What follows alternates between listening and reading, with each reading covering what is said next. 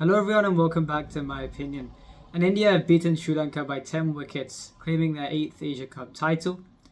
I didn't expect to be reflecting on the game this early, I don't think anyone did, and I'll go into the starting 11s first in the next part of this video before I go on to how the game went. Regarding the 11s of both teams, starting off with the Indian side, they were back to fielding their first choice 11 for this game, and there was only one change from the team that played against Sri Lanka the previous time round, where since Akshar Patel was ruled out of this game due to injury, Washington Sundar was flown in from India to play this game and he started in the side. And for Sri Lanka, one forced change since Mahesh Theekshana was injured for this game, Dushan Hemanta took his place and the Sri Lankan captain won the toss and chose to bat first. I thought it was a good toss for them to win and I was intrigued to see how this game would go. And look, I get that from a Sri Lankan point of view, you couldn't have taken anything that happened in this game in a positive light. This loss was a bit of an aberration, and it's a case where Sri Lanka has been playing some very good cricket in the 10 games leading up to this game.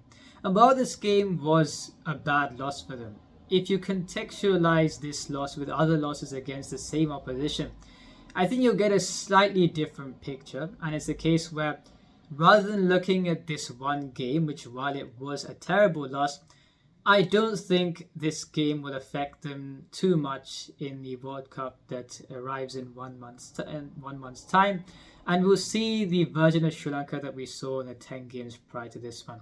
And I'll get to that once I finish reviewing the game from an Indian point of view.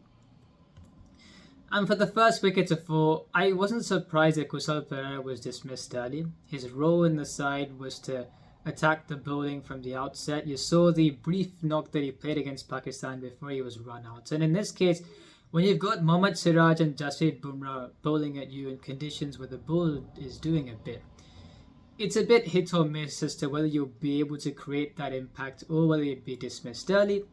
And in this case, unsurprisingly, he was dismissed early. The wicket that I thought really put India on the front foot in this game was a wicket of Pathum Nissanka, the first one that Mohammad Siraj got for the innings, and an excellent catch from Ravindra Jadeja at point. Not long afterwards, he dismissed Sadira Samarawickrama as someone who's been showing some good form in this tournament for a duck, and Sri Lanka were 8 for 3, and India were well on top. Now, there were a couple of loose shots played, and especially I thought the next two dismissals showed that Jayant Asalanka is someone who's been in some very good form in this competition. He's played some vital knocks, and in this case, he played the ball uppishly towards extra cover, and the catch was taken. When you're 8 for 3 in the 4th over of the game, I didn't get playing that shot at all. And at Dhananjaya De Silva, where after scoring a boundary in the first ball that he faced, there was a slower ball bowled by Mohammad Siraj outside off. He kind of just wafted it a bit and he was caught behind. So Sri Lanka, I think, were 12 for 5 at this point. And yeah, it really... Already it wasn't a great start for them. And at this point, it pretty much stamped an Indian victory on this game. Not too long afterwards, Dasun Shanaka being dismissed when the score was 13 for 6. An excellent delivery ball by Mohammad Siraj that showed on commentary how he had set him up and the ball just moved away a touch at the end. It was a fantastic delivery from Mohammad Siraj.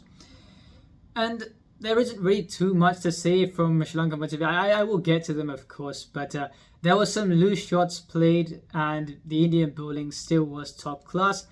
I thought from Jasprit Bumrah's point of view, apart from the second and third overs that he bowled, if he maybe had not conceded that many runs in his 4th and 5th over, this could have been an even lower total that India had to chase. But even then, 51 all out with Hardik Pandya getting 3 for 3 as well. It was a fantastic effort by everyone. Mohammad Siraj, the star of the show, 6 for 21 in 7 overs and taking 5 wickets in 16 balls. The last time that happened, I think, was when Chaminda Vaas took 5 for 16 in 2000, or 5 wickets in 16 balls against Bangladesh in 2003.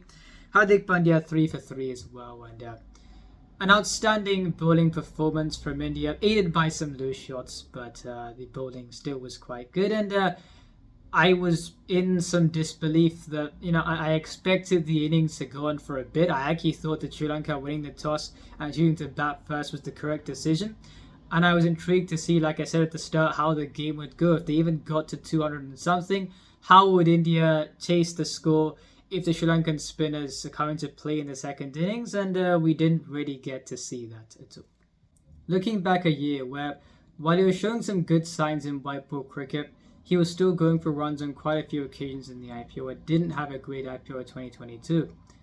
A year since then, and he's honed his skills as a white ball bowler. There was no question about his performance in red ball cricket, but in the year that's passed since then, he has honed his skills as a white ball bowler and has become one of the main seamers, or one of the two lead seamers in the Indian ODI side. And he's bowling at very good pace and has only honed his skills as a new ball since then. And this innings, or this performance, was a testament as to how he's improved in the last year. So a fantastic bowling performance from him. And I think especially a couple of deliveries that he was good throughout, I thought. In fact, even the deliveries where the batsman played loose shots, he didn't really do anything wrong. He bowled in the off-stump channel. And especially the deliveries to Darshan Shanaka, I thought was fantastic. So a brilliant performance from him, a record for India. I think it's the first time an Indian bowler has taken 5 wickets in 16 balls like Jaminder Vas did in 2003.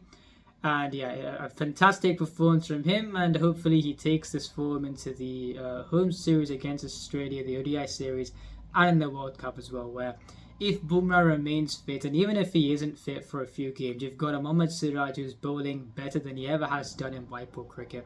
And yeah, let's see how he goes in that series against Australia and in the World Cup. But a fantastic performance from him today, and it was deserved. And probably, I think, even though I didn't expect him to take 6 wickets, I thought a very good performance, a standout performance was coming since he was bowling so well in the previous games.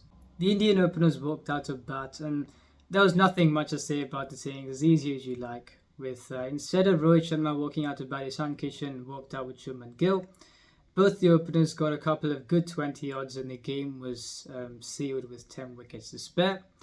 India have won this tournament in an emphatic style, and not only that, they've ticked some of the boxes and addressed some of the questions going into this tournament.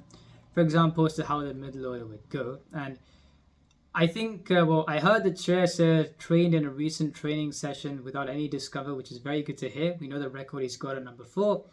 But you've got a case where one of Shreyas Iyer, Ishan Kishan and KL Rahul wouldn't play. And you've got 3 players who are playing well, not playing in the side. I think it's a good selection headache to have going into a World Cup. Ishan Kishan, in most of the innings he's played in the last few games, he's got 50 plus scores, and especially the innings against Pakistan that he played. And KL Rahul, returning from injury, he really has looked very good, and you saw the fantastic century against Pakistan. And the innings against Sri Lanka, where on a turning track, I thought he looked really good, where even though he only scored 2 boundaries, he was scoring a strike rate of almost 90 by the time he dismissed. So 3 very good middle order options for India there. And on Jasprit Bumrah, we've seen him not need to bowl 10 overs, I think, in most of the games. But he's back in the ODI side, and a very, very good tournament for him. He looked menacing alongside Mohammad Siraj. You've got the spinners in Ravindra Jadeja and Kuldeep Yadav, great tournaments for them. And on Jadeja, even though his batting form hasn't been great in the last 2 years in white ball cricket, if you look back to the IPL season, even from then, 17 wickets in a season, I mean, that would be what a frontline bowler gets you. He got that many wickets for CSK in that season where they won the trophy. And I think that is also showing in this case, where I think he's bowling better than he ever has done, despite the fact that the batsman of 2 seasons ago hasn't quite been there in the last 2 years. Kuldeep Yadav, India's lead ODI spinner, his resurgence has been great to see since the previous IPL season, so IPL 2022. Since then, he's been in great form and is deservedly in this side, and had a fantastic tournament. Hardik Pandya continuing to make the impact that he has done for a long time now. So that is on that. I think India have addressed a lot of the question marks going to this competition. A win and a ticking of the boxes mean that going to the Australia series and the World Cup, they're in a very good place. I don't know how Bumrah's fitness will go, if I'm being completely honest with you, in the ODI series against Australia, even if he or the World Cup more so. even if he gets through the ODI series, I don't think he'll play every game in the World Cup realistically. He doesn't have to if you've got Mohammad Shami in the side as well. But both Mohammad Siraj and and Jasprit Bumrah make a potent partnership up front, and Mohammad Shami I think also would go well with Mohammad Siraj as well up front as well. So you've got three quality seamers there for India, and yeah, I think they're in a very good place going into the World Cup. Shubman Gill, the highest run scorer in this tournament for this year, and Rohit Sharma scoring 350s in a row and didn't need to bat today. So India are they're in a great position going into the Australia series and the World Cup. And now on the Sri Lankan side, yes, a terrible loss for them today, but they've been playing some good cricket leading up to this game, spanning from the World Cup qualifiers, and had got three good batting performances under their belt leading up to this game against Afghanistan, Bangladesh and Pakistan in the recent chase where they won that game to book their place in the final. And while this loss looks quite bad, and it is, I think that if you contextualize this loss with other losses against the same opposition, you've got a case where about 8 or 9 months or so ago now, India batted first to score 391 in that game. Virat Kohli scored an unbeaten 166, and Sri Lanka were bowled out for I think 70 odd. And it's a case where they've struggled against his opposition. And two, I reiterate that you've got a Sri Lankan side and a Bangladeshi side that have got the resources to trouble teams in this part of the world. For Bangladesh, especially in this format, for Sri Lanka, I think in ODIs and a bit in T20s as well.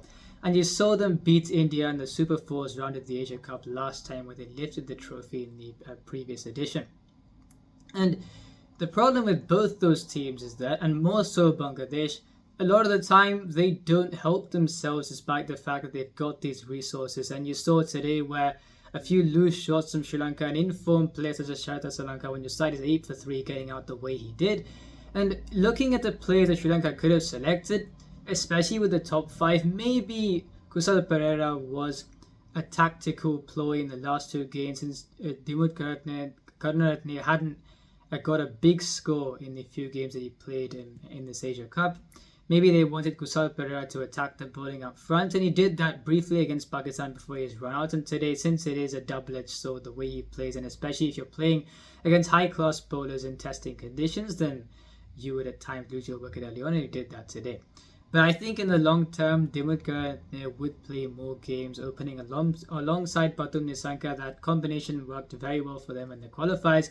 If Dimuth Karunaratne plays in the side, if you're looking at that top 5 and you're thinking they could not have selected a better top 5 out of their player pool than that. It looks a good top 5, and at some point those players have got runs, whether it be in the qualifiers or in this competition. If you're looking at the likes of Mendis, Sadira, Samaravikrama and Asalanka. So it's just a case where the players that have done good for them in the last while did not do so well for them today. And like I said, it's a case where I don't think you can use this game to judge how Sri Lanka will be in the World Cup, because I think there'd be how they've been in the games preceding this one.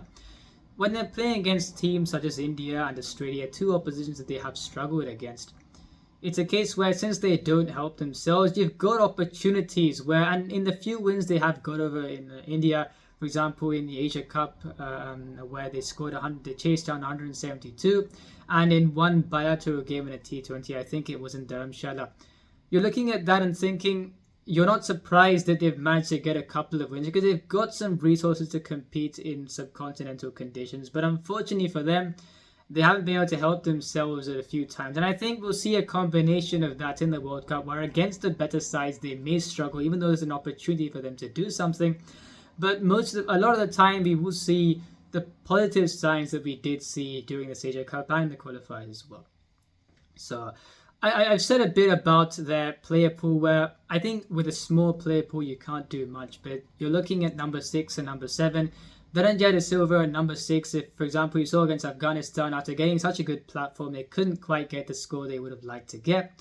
And Dasun Shanaka hasn't been in great form in ODIs at all in the qualifiers and in this case. And like I said, his bowling isn't something that you can rely on when you're looking at a side. If you're fielding 2 pace and you're looking for him to be the 3rd, I don't even think he could be the 4th. So with this player pool, you can only do that much. They've got some very good options there, but yeah, let's see how they go in the World Cup, and I think this game shouldn't be used to judge how they'll do.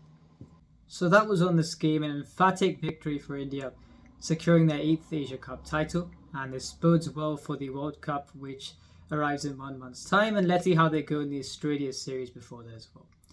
If you enjoyed this video, please like and subscribe, share it with your friends. Remember, this is my opinion. What's yours?